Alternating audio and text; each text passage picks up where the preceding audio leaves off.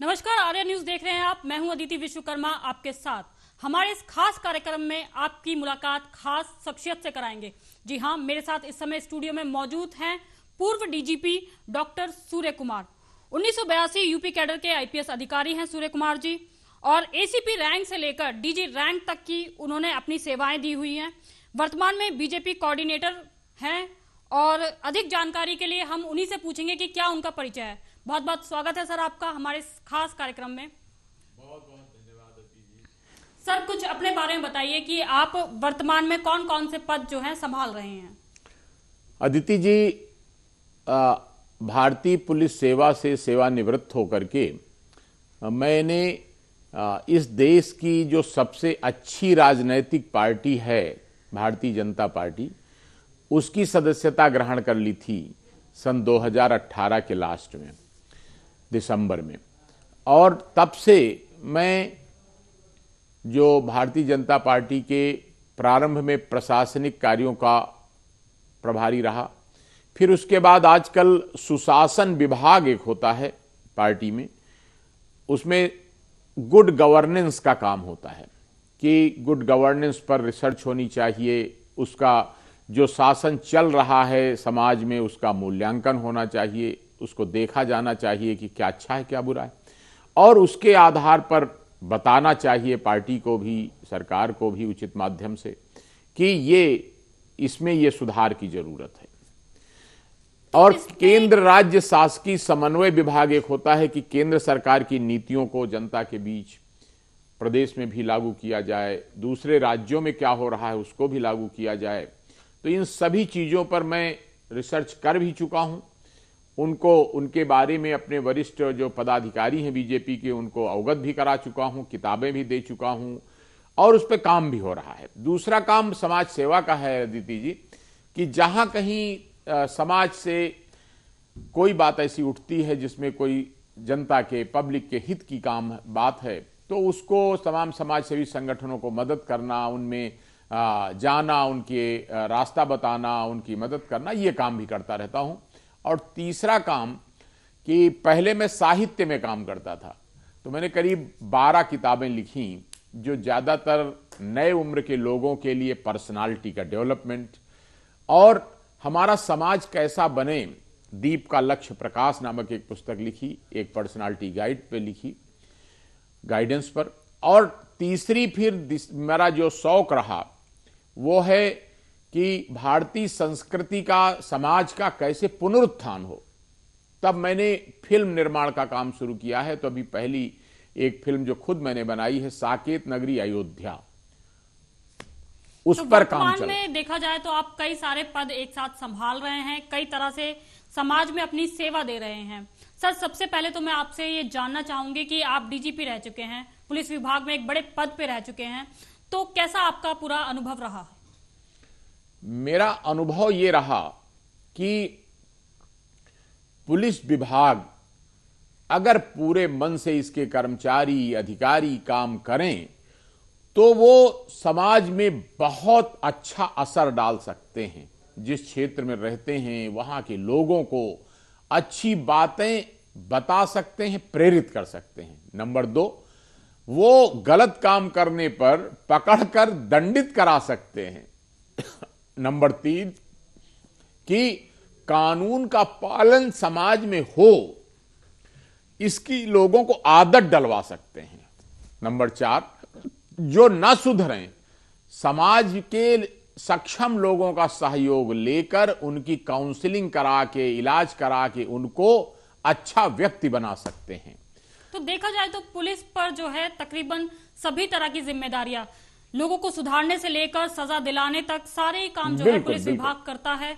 तमाम तरह से लोगों की मदद भी करता है, और कभी कभी अपने पर्सनल लेवल पे जाके भी लोगों की जो है मदद करता है। बिल्कुल।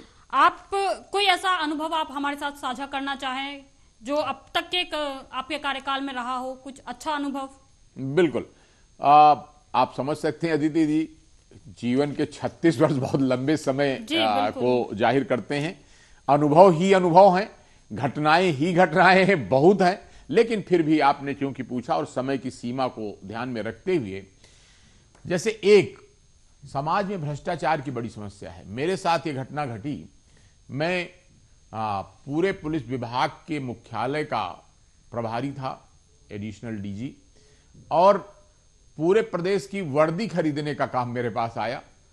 वो दिन मुझे याद आता है कि एक आदमी आया बैग में 1.25 करोड़ रुपए, बाद में पता चला, लेकर मेरी मेज पर रख दिया। मैंने पूछा ये क्या है? तो कहता है कि जो आप वर्दी खरीदे हैं उसका जो आपका कमीशन बनता है वो मैं ले आया हूं। तो मैंने कहा भले आदमी, तुम पहले पता कर लेते बाहर कि मैं पैसा इस तरह कमीशन घूस लेता हूं कि नहीं, कहां से हो तुम? तो उन्होंने कहा मैं बहुत दूर देहरादून से आया हूं। और वो पता, मैं इलाहाबाद में बैठा था, तो वो जानता नहीं था मुझे। तो मैंने उसको कहा अगर आज मैं एक फोन कर दूं तो तुम जेल चले जाओगे पैसे सहित। जी, रिश्वत इसलिए और संतरी को बुला के डांटा कि तुम ऐसे बिना चेक किए किसी को बैग लिए भेज देते हो, कल को इसमें बम लेकर के आ जाए, मुझे मार दे तो मेरी तो जान चली जाएगी। तो आगे से ध्यान रखना, खबरदार ऐसी बात दोबारा ना हो। इस तरह के प्रलोभनों को दूर करके, और मेरी दूसरी आदत रही कि पर्सनल लाइफ में भी जो गलत है तो गलत है। क्या वाकई में जो आपने बात बताई कि इतने सारे रुपए जो है आपके सामने, कई बार इंसान का जो है मन भी, ईमान भी डोल जाता है, विचलित होने लगता है। बिल्कुल नहीं, एकदम इसी तरह की बात और हुई कि मेरा बेटा अमेरिका में ह्यूस्टन में काम कर रहा है, इंजीनियर है, उसकी वाइफ, प्रस्ताव आया तो कि कितने रुपए लेंगे आप, जो बेटा आपका ह्यूस्टन में अमेरिका में हो गया है शादी करने के लिए। तो मैंने कहा कि देखिए जिंदगी भर मैं सामाजिक कार्यक्रमों में गया हूं, मैंने कहा कि दहेज नहीं होना चाहिए, दहेज नहीं लिया जाना चाहिए, तो मैं एक पैसा दहेज नहीं लूंगा। तो भ्रष्टाचार एक बड़ी समस्या है जिसको का निवारण करना जरूरी है। बिल्कुल। नशे को आप किस तरीके से देखते हैं? नशा जो है नशा बहुत गंभीर समस्या है अदिति जी। इसकी वजह से तमाम युवक बर्बाद हो रहे हैं, तमाम घर टूट रहे हैं। और मेरा तो मानना है कि जिस तरह माननीय मोदी जी ने गुजरात में नशाबंदी लागू की, जिस तरह बिहार तक में नशाबंदी लागू हो गई, यूपी में भी यथासंभव जल्दी लागू होनी चाहिए। कई सारे अपराधों की जड़ ही ऐसा लगता है नशा है। कई बार ऐसी ऐसी घटनाएं देखने को मिलती है कि नशे में इंसान जो है उसे समझ नहीं आता और ऐसी घिनौनी घटनाओं को, वारदातों को अंजाम देता है, लेकिन उसके पीछे का कारण उस समय तो समझ में नहीं आता है कि क्या कर रहा है इंसान। नशे में पता ही नहीं होता है कि अच्छा क्या है, बुरा क्या है। बहुत सही पकड़ा आपने अदिति जी। रिसर्च है कि 60% क्राइम नशे की हालत में होते हैं। हमने तो बहुत करीब से देखा, जब डकैती डालने जाते हैं तो उसके पहले दारू पीते हैं, जब बलात्कार करने जाता है तो उसके पहले दारू पीता है। क्यों? ताकि उसकी संवेदनाएं मर जाएं। अब मनुष्य में जो ईश्वर की दी हुई संवेदनाएं हैं, दया है, प्रेम है, लगाव है, उसमें वो उस तरह की घृणित हिंसात्मक घटनाएं कर ही नहीं सकता। इसलिए बाद में धीरे धीरे आदत में आ जाता है। जब उसको पता लगता है अरे मैंने ऐसा किया, वो फिर नशा करके फिर कर देता, उसके बाद आदत बन जाती, कहता हाँ मैंने बहुत बार ऐसा क्राइम किया। समाज में ये भी एक बहुत बड़ी समस्या है, नशा बहुत बड़ी। और इसका इलाज क्या है कि नंबर 1, इस प्रकार की नशाबंदी पर और सख्ती की जाए। जैसे काफी सख्त कानून बने हैं गांजा पर, अफीम, चरस और स्मैक, लेकिन अभी भी अब क्या जरूरत है कि ये काम अभी भी नीचे नीचे हो रहा है, छिप छिप के हो रहा है। तो जासूस लगाए जाएं इसके लिए अलग से, कि जो पूरे प्रदेश में घूम घूम के पता लगा के ऐसे लोगों को पकड़वाएं जो व्यापार कर रहे हैं, उन पर खास अंकुश लगे। और नंबर 2 कि जहां जहां स्रोत हैं उन पर कार्यवाही कस के हो जाए, जब्त कर ली जाए उनकी संपत्तियां जो नशे के द्वारा उन्होंने बनाई हैं। और तीसरी बात कि ऐसा प्रतीकात्मक दंड हो, जैसे आपने सुना होगा यूपी में जो अतीक का इनकाउंटर हुआ जी, तो लोगों को लगा कि नहीं गलत काम का ये नतीजा है माफियागिरी का। उस तरह का जब प्रतीकात्मक दंड, कठोर दंड हो जाए, जिसे कहते हैं बुलडोजर चल जाए इन जो नशे का धंधा करने वालों के ऊपर, तब प्रतीकात्मक और असर होगा। और दूसरी बात है कि यूपी सरकार की जो नीतियां हैं अपराध को रोकने की, वो काफी सराहनीय है। जिस तरीके से वो एनकाउंटर करती है, हालांकि कई बार एनकाउंटर पे सवाल भी खड़े होते हैं, लेकिन लगता है कि आज के समय में इसी तरह की नीतियां जो हैं कामगार हैं। बिल्कुल। उसका कारण है कि अदिति जी, जब तक किसी भी अपराध को रोकने के लिए कठोर दंड देंगे तो थोड़े लोगों को देना पड़ेगा, और अगर छोटा छोटा दंड देंगे, देर से देंगे, तो बहुत लोगों को दंडित करना पड़ेगा। इसलिए बृहत्तर सामाजिक हित में यही है कि कठोर दंड, त्वरित दंड। हमारे यहां दिक्कत क्या है कि न्यायालय में कई कई साल तक मुकदमा चल जाता है, और अगर सजा हो भी गई तो अपील हो जाती है, और अगर अपील में भी कंफर्म हो गया तो सुप्रीम कोर्ट में रिवीजन हो जाता है। काफी लंबा समय जो है यही एक मुकदमा कारण ले है लेता कि अपराधियों पर पूरी तरह नकेल नहीं। हमें कानून में भी अब और परिवर्तन करने की जरूरत पड़ेगी कि अपील के सीमित चांस और समयबद्ध अपराध का निस्तारण, अभी जो हाल में क्राइम के कानूनों में परिवर्तन हुआ उसमें इस तरह की बातें आई भी हैं, और आप देखेंगे थोड़ी दिन में इसका असर भी पड़ेगा।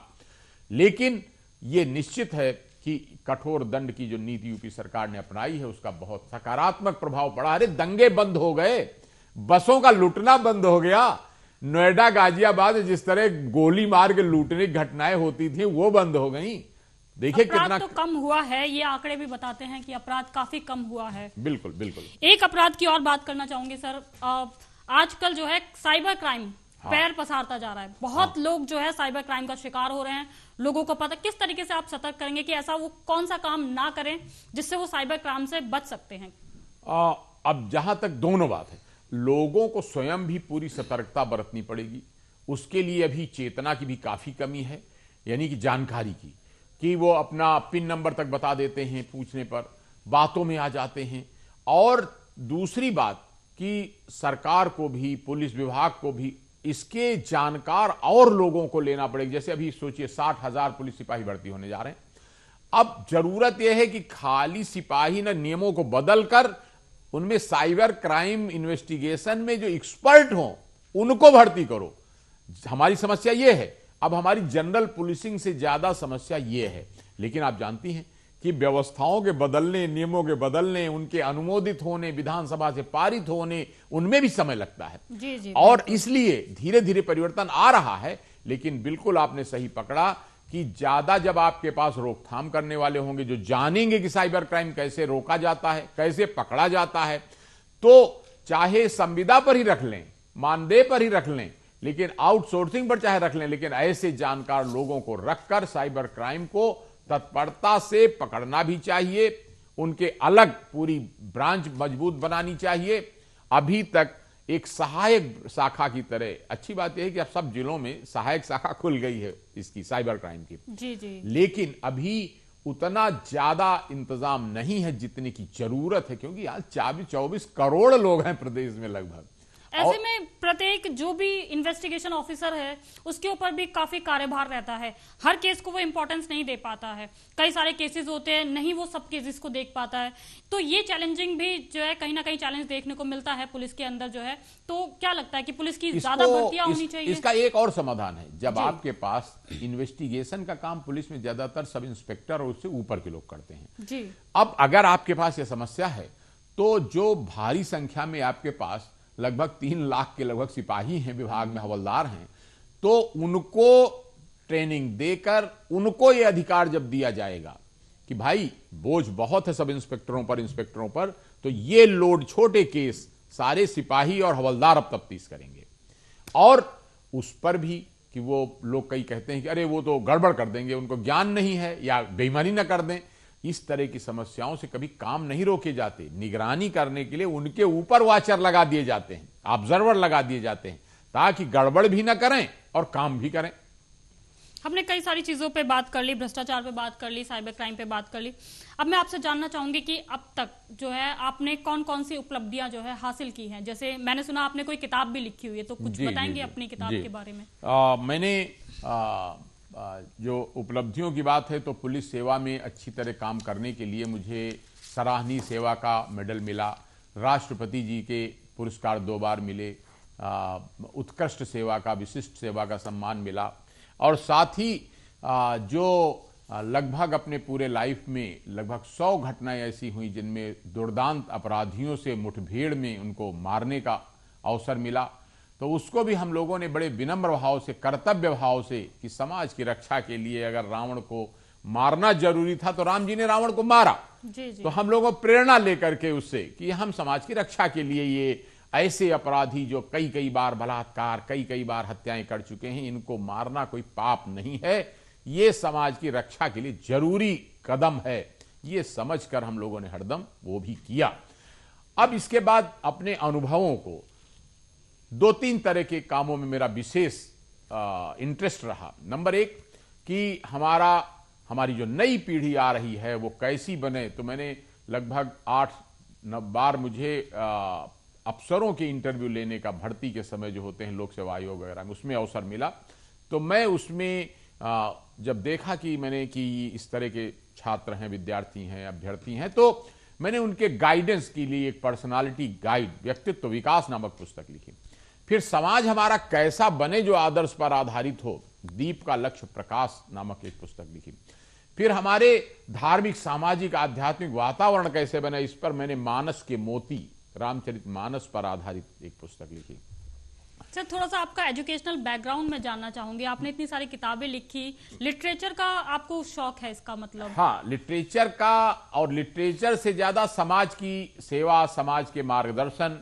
मैं अपने विचारों में राजा राम मोहन राय से, स्वामी विवेकानंद से बहुत प्रभावित रहा। मैंने इलाहाबाद विश्वविद्यालय, जवाहरलाल नेहरू विश्वविद्यालय, लखनऊ विश्वविद्यालय से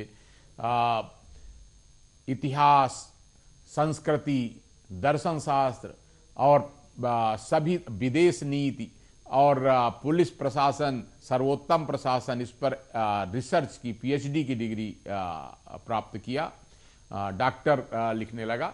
और उसी के बाद मेरा झुकाव शुरू से कि मैं समाज के लिए बेहतर क्या दे सकता हूं, क्या कर सकता हूं, तो मैंने अपने जीवन में एक शौक बना डाला, कोई भी आए तो निराश नहीं करना, यथासंभव उसकी मदद, और अगर मदद करने वाला काम नहीं है तो फिर मार्गदर्शन कि ये गलत हो गया है, अब ऐसे करो।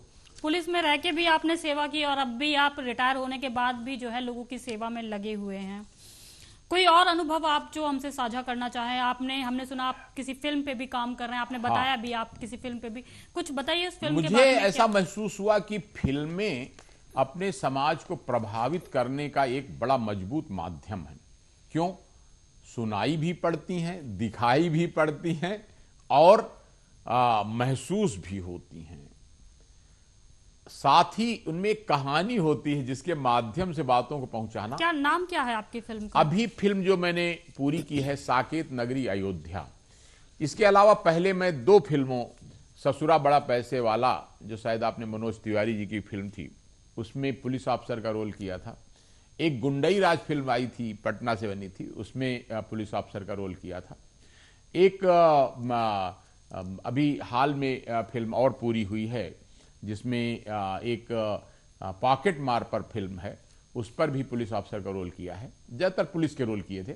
और अब इसमें मैंने, इस फिल्म का मैं निर्माता हूं जिसमें मैंने इस देश की संस्कृति, सभ्यता पर कितने मुगलों, मंगोलों और तुर्कों ने क्या क्या अत्याचार किए और कैसे कैसे अंग्रेजों ने हमारे देश को बर्बाद करने का काम किया, उस सब पर एक आधारित फिल्म, और विशेष रूप से केंद्रित है वो राम मंदिर निर्माण के संघर्ष पर अयोध्या के।